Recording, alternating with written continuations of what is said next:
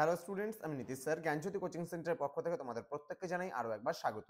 তো স্টুডেন্টস, আজকে আমি তোমাদের সঙ্গে আলোচনা করব এনইপি 4 ইয়ার আন্ডার গ্র্যাজুয়েট প্রোগ্রামের অধীনস্থ যে সমস্ত ছাত্রছাত্রীরা যা নর্থ বেঙ্গল ইউনিভার্সিটি অ্যান্ড বিভিন্ন কলেজগুলোতে ফার্স্ট সেমিস্টারে পড়াশোনা করছো, তাদের জন্য আজকে আমি আলোচনা করব তোমাদের এসএসসিতে ট্যুরিজম অ্যান্ড এন্টারপ্রেনারশিপ রয়েছে, এবং ট্যুরিজমের এই ট্যুরিজম অ্যান্ড এন্টারপ্রেনারশিপ যে পার্টটা রয়েছে সেখান থেকে আমি অতি গুরুত্বপূর্ণ একটা বিষয় তোমাদের সঙ্গে আজকে আলোচনা করব, সেটা হচ্ছে পিলগ্রিম ট্যুরিজম বা তীর্থ পর্যটন বলতে আমরা কি বুঝি, এর দুটা চারটা বৈশিষ্ট্য আমরা আলোচনা করব। এই প্রশ্নটা তোমাদের 5 মার্কসের জন্য খুব গুরুত্বপূর্ণ। যারা এখনো আমাদের চ্যানেলটিকে সাবস্ক্রাইব করোনি তারা অবশ্যই চ্যানেলটিকে সাবস্ক্রাইব করে পাশে থাকা বেল আইকন অল প্রেস করে দেবে, যাতে নেক্সট টাইম থেকে কোনো ভিডিও আপলোড করলে তার নোটিফিকেশন তুমি সবার আগে পেতে পারো।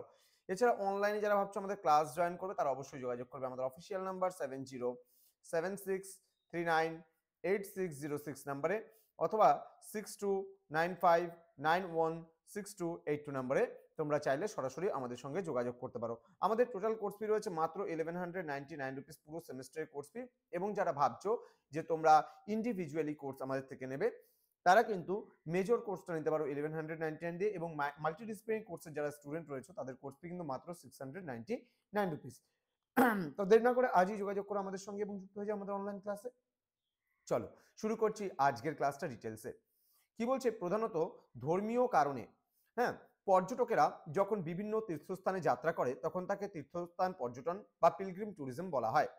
ভারতের ক্ষেত্রে এই পর্যটন কিন্তু খুব গুরুত্বপূর্ণ। ভারতে যেমন প্রচুর তীর্থস্থান রয়েছে, মনে করো আমার এবার খুব ইচ্ছে হয়েছে যে আমি চলে যাব বৈষ্ণব দেবীতে চলে যাব, অথবা আমি কেদারনাথে চলে যাব, তাহলে সেই উদ্দেশ্যে যদি আমি আজকে গৃহ থেকে যাত্রা করি তাহলে আমার যে পর্যটনটা হবে সেটাকে আমরা কিন্তু তীর্থ পর্যটন বা পিলগ্রিম ট্যুরিজম বলবো।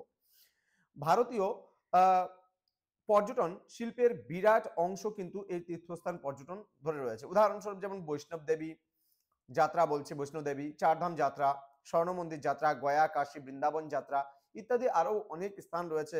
কামাখ্যা তুমি যেতে পারো, আরো অনেক অনেক জায়গা রয়েছে আমাদের ভারতবর্ষের মধ্যে।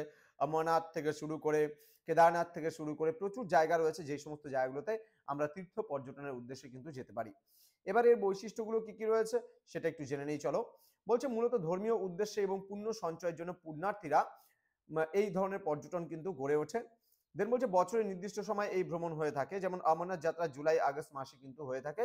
এইভাবে কেদারনাথ, তারপরে হচ্ছে তোমার বৈষ্ণব দেবী, যেমন সব জায়গায় কিন্তু মানুষ সারা বছর যায় না, একটা নির্দিষ্ট অকেশনালি কিন্তু মানুষরা সেই জায়গায় যায়। এবং যেমন তোমার হচ্ছে যদি আমরা বলি কি বলবো, কামাখ্যার কথা যদি বলি, একটা বিশেষ তিথিতে সেখানে মানুষ যায়। তো ইত্যাদি বিভিন্ন জায়গা কিন্তু রয়েছে তীর্থস্থানের জন্য একটা নির্দিষ্ট সময় হয়। যেমন অনেকে বলবম যায় বাবাধাম, সেখানেও কিন্তু তাই একটা শ্রাবণ মাসে জল ঢালার উদ্দেশ্যে যায়, শিবের মাথায় জল ঢালার উদ্দেশ্যে, শিবলিঙ্গে জল ঢালার উদ্দেশ্যে। নেক্সট বলছে প্রত্যেকটি তীর্থস্থান উচ্চ মানে বৈচিত্র্য এবং সংস্কৃতি সমৃদ্ধ হয়ে থাকে। প্রত্যেকটি তীর্থস্থানের কিছু নির্দিষ্ট নিয়ম নীতি লক্ষ্য করা যায়।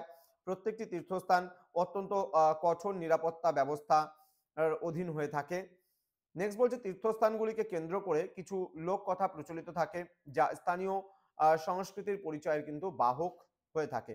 মানে প্রতিটা তীর্থস্থানের পিছনে দেখবে একটা ঐতিহাসিক রহস্য রয়েছে, কি করে গড়ে ওঠে, কি আছে না আছে, একটা সত্যতা কিন্তু রয়েছে। মানুষজন দেওয়া প্রত্যেকটা ধর্মীয় স্থানের কথা কিন্তু তুলে ধরে থাকে এবং বলে থাকে। তো এই ছিল আজকের ক্লাস। তো যারা এখনো জ্ঞানজ্যোতি কোচিং সেন্টারে অ্যাডমিশন নেওনি, যুক্ত হওনি, তারা অবশ্যই যোগাযোগ করবে আমাদের অফিসিয়াল নাম্বার, চ্যানেলটিকে সাবস্ক্রাইব করে পাশে থাকা বেল আইকন অল প্রেস করে বন্ধুদের সঙ্গে ভিডিওটি শেয়ার করবে। তোমাদের উজ্জ্বল ভবিষ্যৎ গড়ে তুলবো আমরা, এটাই কিন্তু আমাদের প্রতিশ্রুতি।